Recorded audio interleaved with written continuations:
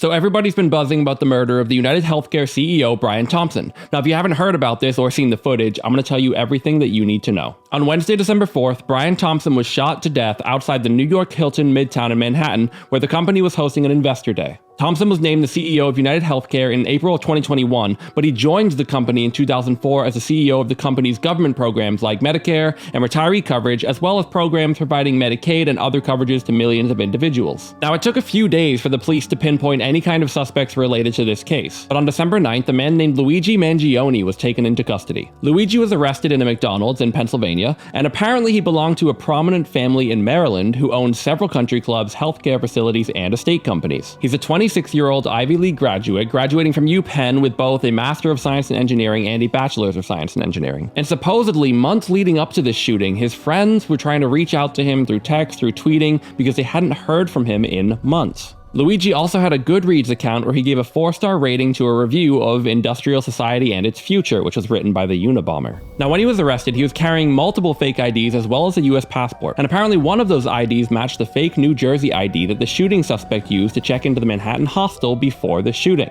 In his bag, officers also found a gun and a suppressor that were consistent with the weapons used in the shooting. The gun appeared to be a 3D printed ghost gun, which basically means it's a privately made gun that has no serial number on it, which is illegal. And in addition to the unusual gun, apparently the words delay, deny, and possibly the word depose appeared on the shell casings recovered from the shooting scene. Luigi also had a 3-page note where he stated some of his opinions about the US healthcare system. He writes that the US has the most expensive healthcare system in the world, but was upset that the country ranks number 42 in life expectancy. The police also found a spiral notebook that apparently had a to-do list of tasks needed to complete a killing. He also had some references to the Unabomber, as he writes, using a bomb against his intended victim would kill innocents, but shooting would be more targeted because what would be better than to kill the CEO at his own bean counting conference? Now, while it is very speculative that these phrases might be linked, it is kind of coincidental. So far, Mangione was charged with 5 counts in Pennsylvania. It was for forgery, firearms, tampered ID, possessing instruments of crime, and presenting false ID to law enforcement. He's also being charged with the New York murder. Now remember, being charged does not mean he is guilty. It is always innocent until proven guilty, but these are the charges. Now, when Luigi entered the courthouse ahead of his Tuesday proceedings, he shouted at the crowd, saying that his arrest was an insult to the intelligence of the American people.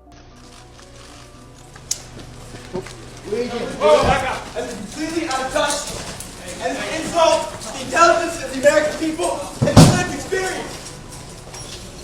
While we're not quite sure what that means, I'm sure we'll find out soon enough. Luigi's lawyer, Thomas Dickey, said Luigi will be pleading not guilty to all of the supposed charges. Today, when I entered my appearance, and for the record, he's pleading not guilty to this. I haven't seen any evidence that says that he's the shooter. So that's, like I said earlier, and I wasn't kidding around. A couple things: if you're going to report something, report it accurately, and remember, and this is not just a small thing, the fundamental concept of American justice is the presumption of innocence, and until you're proven guilty beyond a reasonable doubt, and I've seen 0 evidence at this point. Did you meet with the defendant earlier? Yes, I did, and I'm pleased with our relationship. I think we've made a strong bond, and I'm looking forward to moving forward, helping him out. And here's where things get interesting. No one really knows the true motives of Luigi Mangione, but there are a lot of speculations. The most common speculation is that Luigi has severely strong opinions regarding the way healthcare is run in this country. People are saying that he decided to target the UnitedHealthcare because they are a company who charges people for medical services but does not tell them the price of their services until afterwards. The UnitedHealthcare company is also known for declining coverage for ER visits after a patient has been seen if they deem that the ER visit was not enough of an emergency. By doing this, the company can basically ruin the financial lives of so many people. Others speculate that he may have committed this murder because he had a pretty severe back surgery that took a big toll on his everyday life, and they're wondering if maybe the UnitedHealthcare company is involved. That's all speculative. One of the more conspiratorial theories, but also the most popular one, is that the wrong man has been captured, and the government may have even planted evidence on him